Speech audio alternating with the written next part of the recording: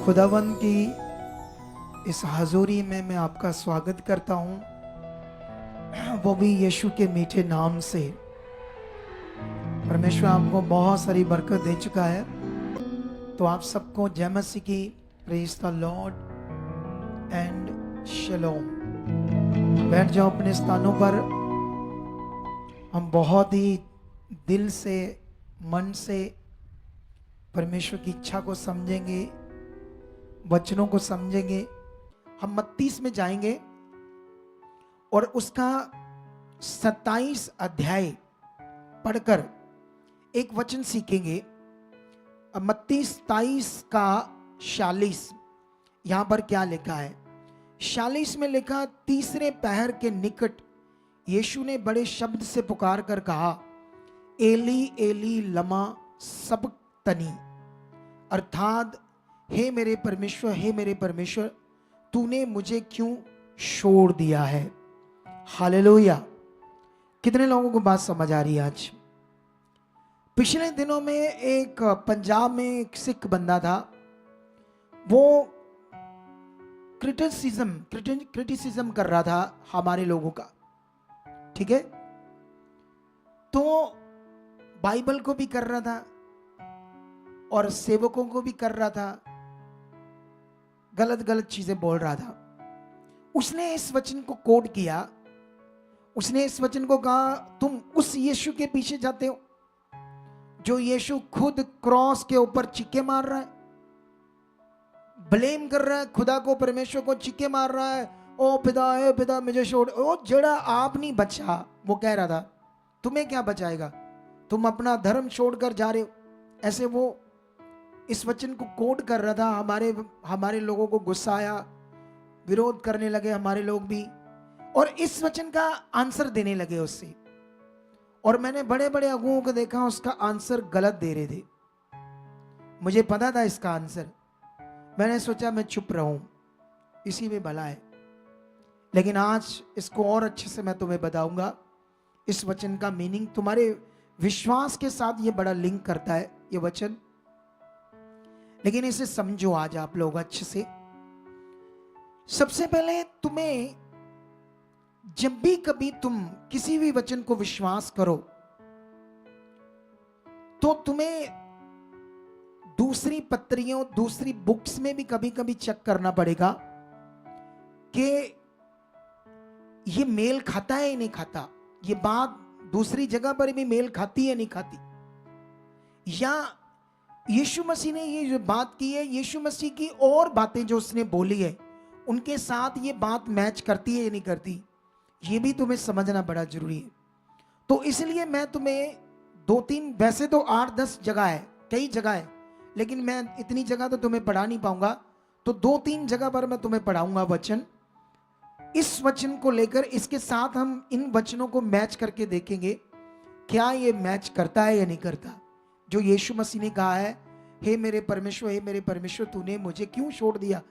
तो पास्टर कहते हैं, हमारे लोग कहते हैं कि यीशु के ऊपर पापों को लाद दिया था, है ना, सारे पाप उसने उठाए थे, तो बहुत पाप थे उसके ऊपर सारे जगत के, तो इसलिए परमेश्वर ने अपना मुंह दूसरी ओर कर लिया।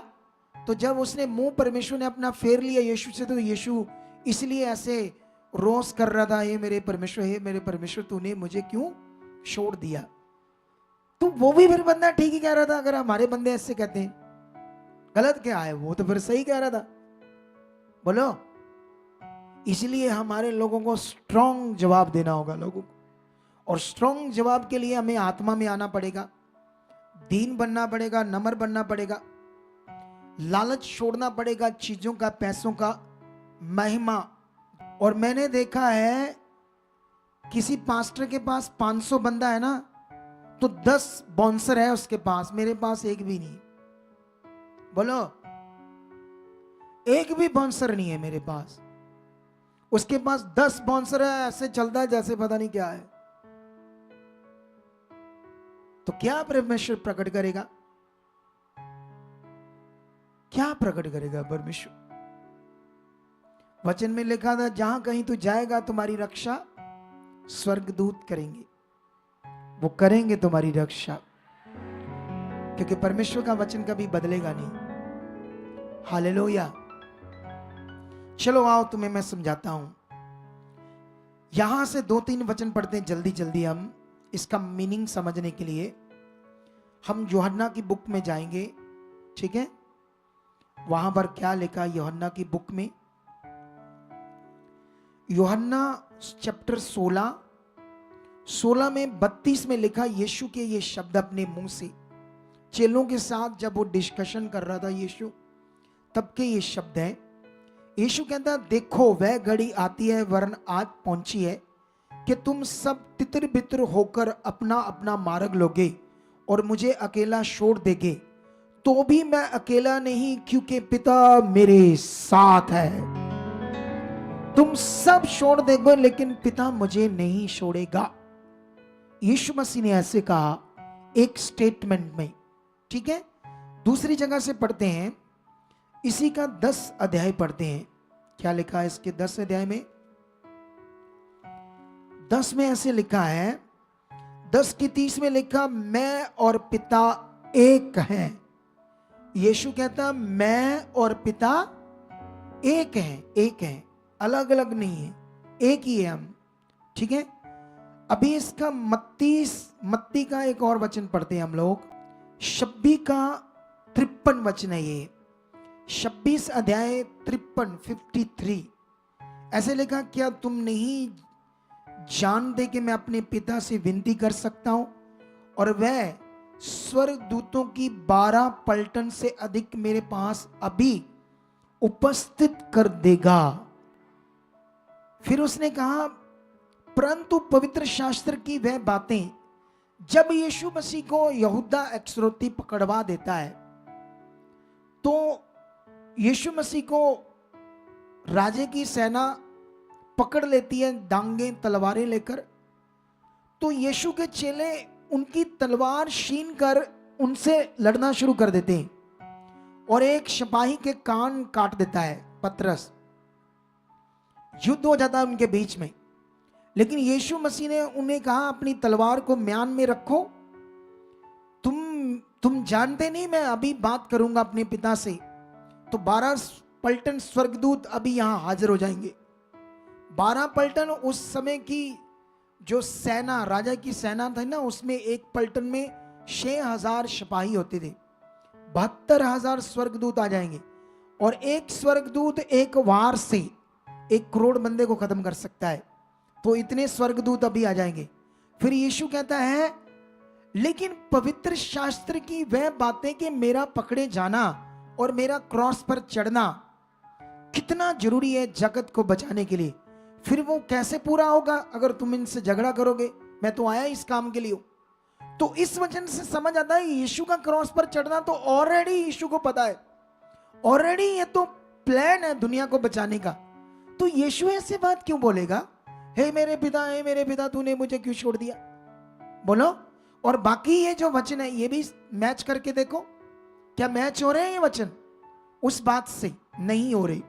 सुनो, एक वचन और पढ़ते हैं आपके लिए, कुलसियों से एक वचन पढ़ते हैं। वैसे बहुत सारे और वचन है, लेकिन मैं अभी अकॉर्डिंग टू टाइम, हमारे पास इतना टाइम तो होता नहीं है संगति में कि बहुत आराम से सब कुछ बताते जाएं। ये ऐसे लिखा है 2:9 में आत्मा के द्वारा लिखता है प्रेरित पौल, क्योंकि यीशु में ईश्वर तत्व की सारी परिपूर्णता संदेह वास करती है। हालेलुया। यीशु में परमेश्वर तत्व की सारी परिपूर्णता संदेह वास करती है यीशु मसीह में।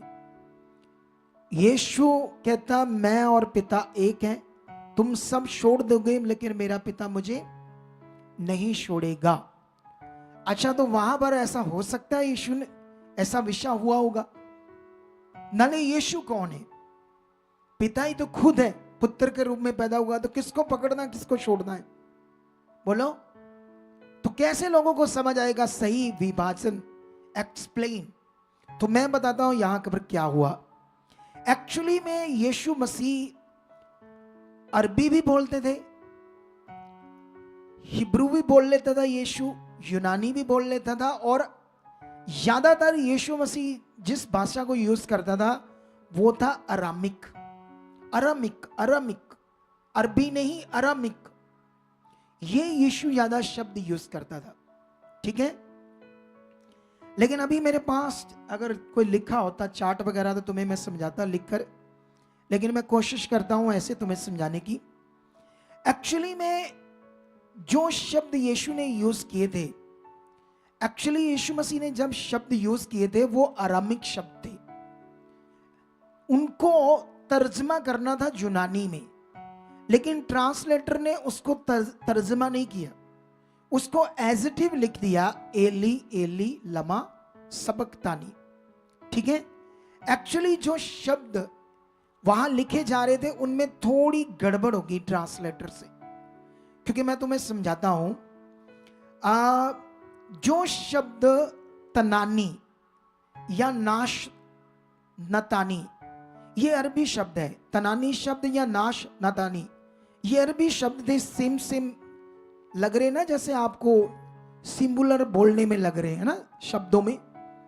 तनानी या नाश नतानी ये अरबी शब्द है जिनका मतलब था छोड़ देना या भूल जाना, इन शब्दों का ये मतलब था। लेकिन जिस शब्द को यीशु ने यूज किया था वो था, वहां लमा लिखा लेकिन वो शब्द था लमाना। लमाना का अर्थ था इसी उद्देश्य के लिए रखा। एली शब्द का अर्थ था हे मेरे परमेश्वर। शबक शब्द का अर्थ था बचाना, रखना या सुरक्षित रखना।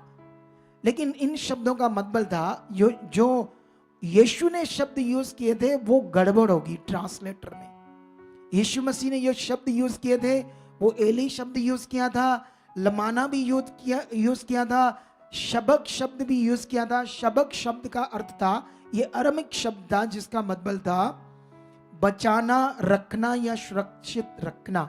तो जो यीशु मसीह ने आयत यूज की थी अपने मुंह से वो ये थी, हे मेरे परमेश्वर तूने मुझे इसी उद्देश्य के लिए रखा था, आज वो उद्देश्य पूरा हुआ।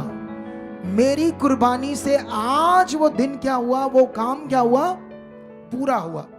यीशु ने तो इतना बड़ा शब्द यूज किया था, लेकिन हमारे लोगों को ये मीनिंग ही बदल गया, और दूसरे धर्म के लोग भी टारगेट कर रहे हैं यीशु की कुर्बानी के शब्दों को, और वो लोग क्या कहते हैं इसको, रद्द करने की कोशिश कर रहे है ना। तो ये बात को सीखो। इसीलिए मैंने ये आज आपको टीचिंग दी कि सही ज्ञान ही आपको जीवन देगा। सही ज्ञान से ही आपको समझ आएगी। जैसे दुनिया में बड़ा ज्ञान है, बोलो, कोई किसी बाबा के पीछे लगा है, किसी डेरे में लगा है, क्योंकि उनके दिमाग में कुछ बैठ गया। अब जो बैठ गया है क्या नहीं है, वो बैठ गया है, अब उसमें वो सेट हो गई, उनको निकालना बड़ा कठिन है। जानते हो कैसे बच सकते हैं? हमारी प्रार्थनाओं से। अगर तुम कॉन्टिन्यू प्रार्थना कर रहे अपने गांव के लिए, अपने शहर के लिए, परमेश्वर ये बचाए जा चुके, सारी नेगेटिविटी हट चुकी, ये लोग बचा जाए। यही एकमात्र तरीका है दुनिया को बचाने का। अगर तुम्हें समझ आ गई कि मैं बच गया हूं, अगर तुम्हें समझ आ गई है कि मेरा जीवन बचाया जा चुका है, हालेलुया। कितने लोगों को आज समझ आ रही है हमारा विश्वास कितना बड़ा विषय है, हमारा परमेश्वर के साथ चलना कितना बड़ा विषय है। आप जानते हो हम छोटी छोटी बातों में नाराज हो जाते हैं, छोटी छोटी बातों में हमारा झगड़ा हो जाता है। इधर सेवा करने वाले बच्चों के बीच में भी कुछ बातें आगे पीछे हो जाएंगी, क्योंकि शरीर सही से समझा नहीं, सही से पकड़ा नहीं मैं क्या हूं, मसीह में मैं कौन हूं, मुझे क्यों चुना गया है, मेरा मकसद क्या है। क्योंकि ये मकसद ये हमारे लिए एक कीमती विषय, हम सबके लिए। सबसे पहले तुम्हें यह पता होना चाहिए परमेश्वर की इच्छा मेरे लिए क्या है, उसने मेरे लिए क्या रखा है। यीशु मसीह की कुर्बानी तुम्हारे अंदर दिमाग में रहनी चाहिए कॉन्टिन्यू। जैसे तुम्हारे अंदर लालच रहता है ना चीजों का कॉन्टिन्यू, या कोई दूसरा विषय आपके अंदर रहता है, किसी को जॉब चाहिए, जॉब वैसे नहीं आएगी। अगर परमेश्वर की वो बात दिमाग में है, वो विषय दिमाग में, तो जॉब भी आ जाएगी। क्योंकि यीशु मसीह ने कहा था किसी बात की चिंता मत करो, ना जॉब की, ना पैसे की, ना चीजों की। सबसे पहले तुम परमेश्वर के राज्य और उसकी धार्मिकता की खोज करो, तो ये चीजें तुम्हारे पीछे आ जाएंगी। उसने राइट टीच कर दिया था कि तुम्हारे पीछे चीजें आएगी कैसे, तुम्हें चीजें मिलेंगी कैसे। लेकिन हम लोग क्या करते हैं, हम परमेश्वर की बात के पीछे नहीं लगते। अगर यीशु की कुर्बानी, यीशु क्यों मरा, क्रॉस पर चढ़ा, तीसरे दिन मुर्दों में जिंदा हुआ, क्यों उसके शरीर पर इतने कील ठोके गए, क्यों इतनी तकलीफ भरी मौत उसने अपने ऊपर ली, अगर तुम्हारे अंदर ये दिमाग में बैठा है अच्छे से, तो फिर पिक्चर क्लियर है, फिर विश्वास क्लियर है। और वो विश्वास अब परमेश्वर के ऊपर काम कर रहा है, कंटिन्यू कर रहा है, और उसका रिजल्ट आना है। हमारे दिमाग में ये अच्छे से नहीं बैठा, हमारे दिमाग में कुछ और बैठ गया है। अभी मैं ये बात आपको बताना चाहता हूं, ये मैं टीचिंग क्यों दे रहा हूं, तुम्हें बढ़ना होगा, क्योंकि ये मेरे अकेले का काम नहीं है। तुम्हें परमेश्वर ने चुना है मेरे साथ, तुम प्लान में शामिल हो। खुदा का जो प्लान है उसमें तुम सारे शामिल हो मेरे साथ। अब तुम मेरे साथ शामिल हो तो तुम्हें क्या करना है, सुनो। क्रिश्चियनिटी में जैसे अभी तुम्हें राइट परमेश्वर के साथ चलना है। अगर तुम राइट परमेश्वर के साथ नहीं चले तो याद रखना, कैसे तुम इतने बड़े परमेश्वर के साथ आकर, चुने जाकर, जैसे दुनिया जंगल में जाती है ना, उस परमेश्वर को, ईश्वर को पाने कितनी कठिन भक्ति करते हैं, क्या क्या करते हैं जंगलों में इधर उधर जाकर, आप समझते हैं ना दुनिया में। लेकिन वो फिर नहीं उसे पा पाएंगे, क्योंकि उसको पाने का ये नियम नहीं है। परमेश्वर को अनुभव करना है, प्रकट रूप में देखना, तो पवित्र आत्मा से होना है। ये कहा पवित्र आत्मा से ये होना है। परमेश्वर का असली अनुभव तुम्हें आत्मा में प्रैक्टिस करनी पड़ेगी, आत्मा में और प्रैक्टिकल करना पड़ेगा तुम्हें। ये बात याद रखो, इस बात को सीखो आप लोग। क्योंकि जब आप, मैंने पिछले दिनों में भी ये टीचिंग दी थी आप लोगों को, जब यीशु मसीह ने चेलों को चुना, और चुनने के बाद यीशु मसीह ने उन्हें अधिकार दिया और सामर्थ दी। ऐसे लिखा है, ये मरकस 6 अध्याय होगा 3, मैं पढ़ा देता हूं, थोड़ा सा तुम्हें समझाता हूं ये कहां होगा वचन। तुम्हें ये क्यों समझाना वचन जरूरी है, 1 मिनट रुक जाओ। ये मरकस चैप्टर 6 है, ठीक है। इसका चैप्टर 6 का 7 से लेकर 13 तक पढ़ना घर जाकर। उसके बाद इसको पढ़ना मत्ती 10 अध्याय 5 से लेकर 15 तक। फिर पढ़ना लुक्का 9 अध्याय 1 से लेकर 6 तक। यहां पर क्या होता है, सुनो तो देखो मेरी तरफ, यहां पर क्या होता है। यहां पर बाइबल में यीशु मसीह ने कहीं भी तेल यूज नहीं किया खुद, और ना चेलों को कभी शिक्षा दी तेल की। लेकिन चैप्टर 6 में, मरकस में, ये 6 का 13 में ऐसे लिखा कि चेलों ने दुष्ट आत्माओं को निकाला और बीमारों पर तेल मलकर उन्हें चंगा किया, ठीक है, ऐसे लिखा। लेकिन ये एक ही वचन 3 जानों ने लिखा है, यीशु के 3 चेलों ने। मत्ती ने भी लिखा है इसको, और लूका ने भी लिखा है इसे, और मरकस ने भी लिखा। ये तीनों चेले हैं एक ही विषय को, जो यीशु मसीह के साथ, यीशु मसीह ने जो सिखाया था, चेलों को चुनकर, अधिकार देकर, सामर्थ देकर नियुक्त किया था, उस समय तीनों ने उस विषय को लिखा है। 2 ने तो तेल के बारे में नहीं लिखा, लुका और मत्ती ने नहीं तेल के बारे में लिखा, सिर्फ मरकस में लिखा है एक ही विषय को, ठीक है। लेकिन यहां पर मैं बताता हूं, जब तुम अच्छे से पढ़ोगे तो यीशु ने कहा, ना तो रोटी लेना, ना झोली लेना, ना बटुआ लेना, ना पैसे लेना, ना जूतियां पहनो, ना 2-2 कुर्ते लो, और ना लाठी, ना कपड़े, ना रूपा, ऐसी चीज। यीशु मसीह ने कहा ये चीजें नहीं लेनी। बोलो, यीशु मसीह ने कहा ना लाठी, ना, अगर दूसरी जगह है यहां लाठी शब्द नहीं आएगा तो दूसरी जगह पर आ जाएगा। वहां पर ऐसे लिखा, ना लाठी, ना रोटी, ना कपड़े, ना झोली। झोली मतलब बैग जिसमें चीजें रख सकते हैं। ना जूतियां पहनो, ना पैसे लो, ना बटुए लो। यीशु मसीह ने उन्हें किसी भी प्रकार का चीजों को लेने से मना किया। जानते हैं ऐसा क्यों किया यीशु मसीह ने? यीशु मसीह उनका फेथ को इतना बड़ा प्रकट करना चाहता था। यीशु मसीह सिचुएशन के बीच में कैसे खुदा से सब कुछ आना था उनके लिए सारी चीजें अवेलेबल होनी थी। उनके विश्वास से, उनके भरोसे के साथ सारे काम होने थे। इस चीज में यीशु ने स्ट्रॉन्ग कर रहा था चेलों का कि तुम्हें परमेश्वर से मांगना होगा। अगर तुमने सेवा करनी है तो किससे मांगनी है? क्योंकि तुम अगर मेरे पर डिपेंड हो गए, तुम कभी भी परमेश्वर का असल अनुभव नहीं कर पाओगे, असल काम नहीं कर पाओगे, असल उसके साथ चल नहीं पाओगे। इसी तरह यीशु मसीह अपने चेलों को ऐसा तैयार कर रहा था ताकि उन्हें पता चले परमेश्वर कितना पावरफुल है और हर जगह वो खड़ा हो जाएगा तुम्हें जीवन देने के लिए, डिलीवरेंस देने के लिए, तुम्हारे काम करने के लिए, तुम्हारे मुहैया करने के लिए। हम इसका उदाहरण पुराने नियम में, नए नियम में देखते हैं। कैसे जंगल में खाना उतर रहा था, 40 साल तक भटक रहे थे, कैसे उनके लिए खाना, कैसे समुद्र दो भाग हो रहा था, कैसे चट्टानों से पानी निकल रहा था। तो ये था परमेश्वर की ओर से अवेलेबल होना काम चीजों को। तो ऐसे उन्हें डिपेंड कर रहा था यीशु। अब मुझे बताओ, इतना बड़ा वो डिपेंड करवा रहा था कि परमेश्वर से होगा। लाठी इसलिए रखती थी कि जानवर कोई आपके ऊपर अटैक करेगा तो लाठी से उसका सामना करके बच जाओगे। तो यीशु ने तो वो भी मना कर दिया, परमेश्वर वहां तुम्हें बचाएगा। दानियल के जब उसको गुफा में वो क्या कहते हैं उसको, क्या बोलते हैं हिंदी में, माद, शेरों की माद, पंजाबी च की कहते?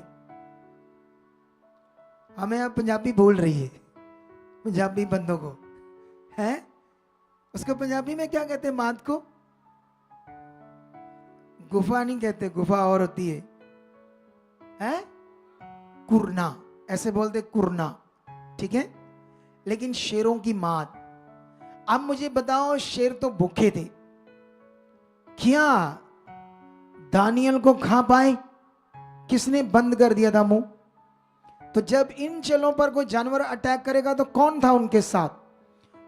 जब हमारा फेथ है वो मेरे साथ है, मुझे किसी चीज की घटी नहीं है, किसी चीज का सहारा नहीं, वो मेरे साथ है, तब तो खुदा साथ है, तब तो खुदा काम करेगा। लेकिन जब हम शरीर में हैं तो इसीलिए वो शरीर से उन्हें निकाल रहा था। तो तेल देगा यीशु ने, इसकी शिक्षा देगा कि तेल लगाओ लोगों पर, ऐसा चंगाई करो। तो ये ट्रांसलेटर की गड़बड़ है। और आज इसमें लोग जानते कितने ज्यादा मन के रोगी हो रहे हैं। मन है ना, जो मैं शिक्षा दे रहा था ये संडे, मन की गुलामी, मन के रोगी, इन चीजों के, मटीरियलिस्ट चीजों के रोगी हो रहे। उन्हें राइट फेथ की अंडरस्टैंडिंग नहीं है। फेथ को कैसे भरोसे के साथ करना है परमेश्वर के साथ, ये अंडरस्टैंडिंग नहीं है। ओनाइंटिंग मस्सा, आप जानते हैं ये जो ओनाइंटिंग शब्द है या ओनाइंट शब्द है, ओनाइंट शब्द का एक सुनेनियम शब्द है ओपाइंट, ये शब्द है एक। इन सुनेनियम शब्दों को तुम्हें समझना होगा। अगर तुम समझोगे नहीं परमेश्वर के वचन को तो तुम कैसे राइट चल सकोगे। तो इसलिए ये मैं आज टीचिंग देता हूं तुम्हें। इस समय पवित्र आत्मा का प्रबंध है, सारे काम तुम्हारे अंदर होकर कौन करेगा? हॉली स्पिरिट करेगा। तुम्हें किसी मटेरियल की जरूरत नहीं है, तुम्हें इसमें प्रैक्टिस ज्यादा करने की जरूरत है। ये टीचिंग क्यों देना लोगों को जरूरी है? क्योंकि लोग पवित्र आत्मा के बारे में इतना नहीं ध्यान देते। पवित्र आत्मा का दान पाना इतना बड़ा विषय है, इतना पावरफुल विषय है। चेलों को तो समझ आ गया, उन्होंने इतनी ताकत को प्रकट कर दिया, लेकिन हम लोग अभी समझ नहीं पा रहे अच्छे से। इसीलिए तुम्हें समझना क्या है बड़ा जरूरी है। तो ये सारी टीचिंग के बाद मेरा मेन विषय था सही ज्ञान ही जो हमारा कीमती विषय है, हमारा जीवन, वो राइट हम जीकर स्वर्ग में प्रवेश करेंगे और पृथ्वी पर भी ब्लेस जिंदगी जी पाएंगे। हालेलुया। तो मैं विश्वास करता हूं इस वचन के द्वारा आप लोग सीख चुके हो क्या करना है।